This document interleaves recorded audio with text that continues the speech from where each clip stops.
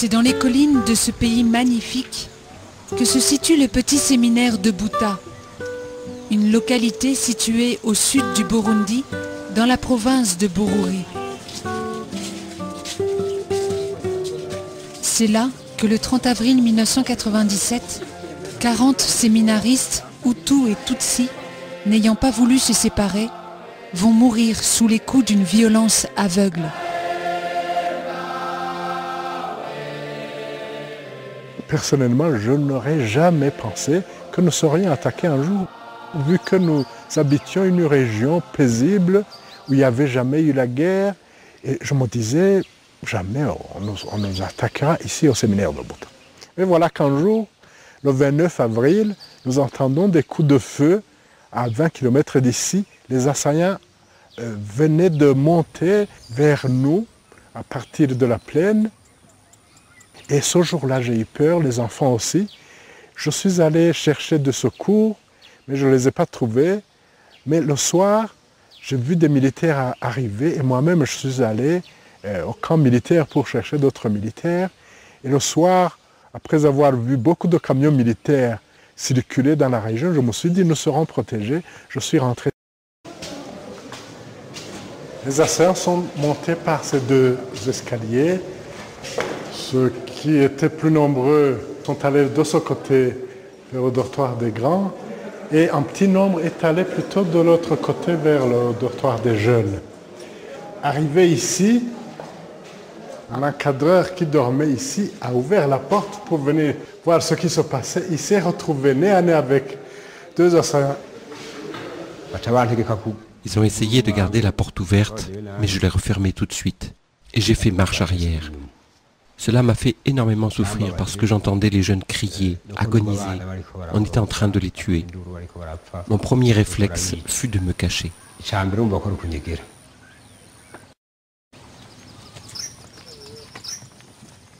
Nous ne connaissions pas ces problèmes parce que la guerre n'avait pas encore éclaté dans notre région. En entendant ces coups de feu, j'ai pris la fuite avec toute la population. Des personnes m'ont dit que c'était la catastrophe à Buta.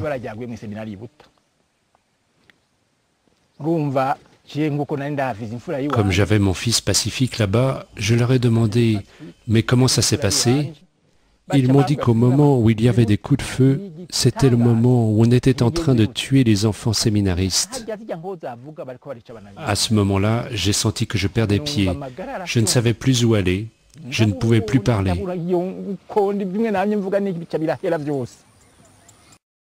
Ce carnage a duré 4 heures.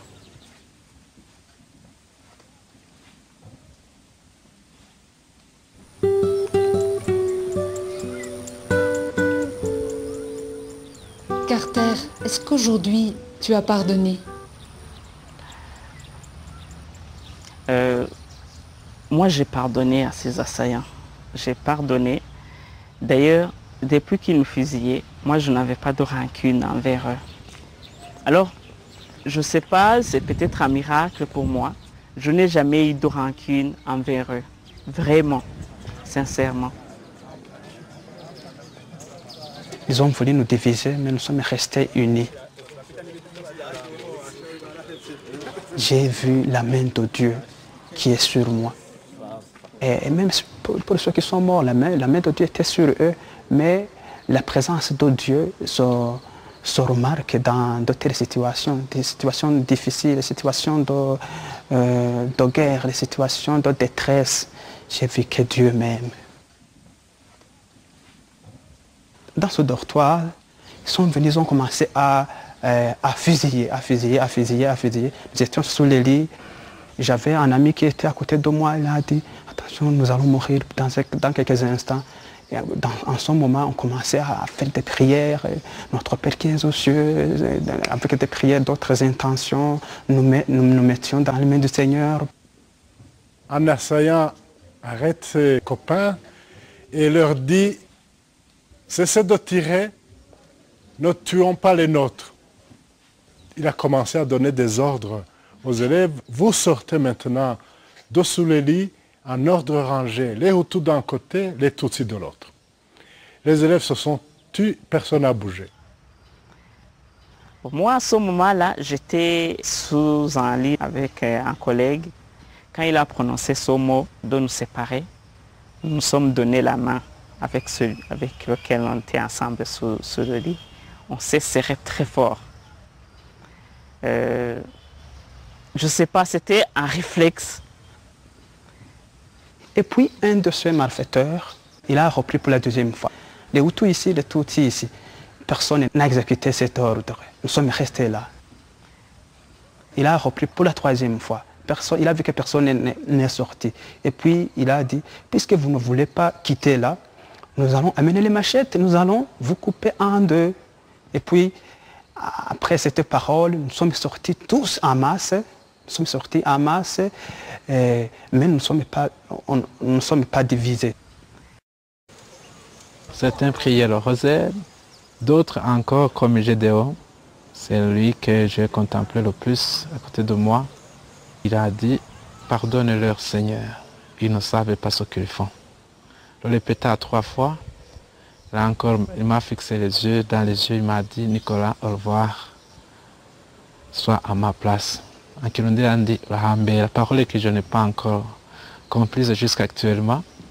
Et puis, il a repris, pardonne-leur Seigneur, ils ne savent pas ce qu'il faut. Alors, il a baissé la tête et il n'a pas pu se relever, il est parti comme ça.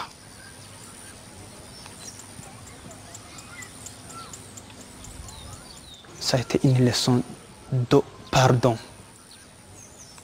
Oser dire, Seigneur, pardonne ces bourreaux, pardonne ces gens, ils ne savent pas ce qu'ils font. Vraiment, avec le fusil sous la tête, oser dire, Seigneur, pardonne-leur. Vraiment, parmi ceux qui sont morts, beaucoup ont bien prononcé cette parole.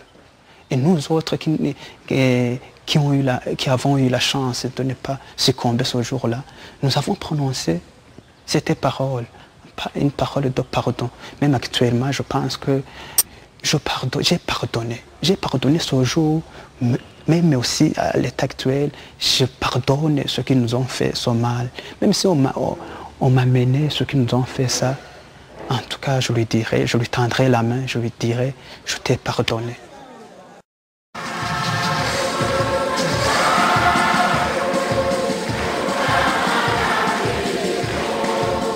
Pour ce mois, en nous associant à la parole du Père Zacharie, nous pouvons prier pour la paix au Burundi et toute cette région des Grands Lacs. Je demande que le monde entier nous porte dans nos problèmes. Priez pour que notre peuple se pardonne, pour qu'il y ait plus de justice. Priez pour que nos peuples soient aidés pour qu'ils sortent de ce marasme ethnique. Nous pensons qu'une prière sincère venant de tous les coins du monde entier pourra nous élever vers Dieu et nous guérir. La parole de ce mois est dans l'Épître aux Éphésiens, chapitre 2, versets 13 et 14. Maintenant, en Jésus-Christ, vous qui jadis étiez loin, vous êtes devenus proches par le sang du Christ. C'est lui, en effet, qui est notre paix. De ce qui était divisé, il a fait une unité. Dans sa chair, il a détruit le mur de séparation, la haine,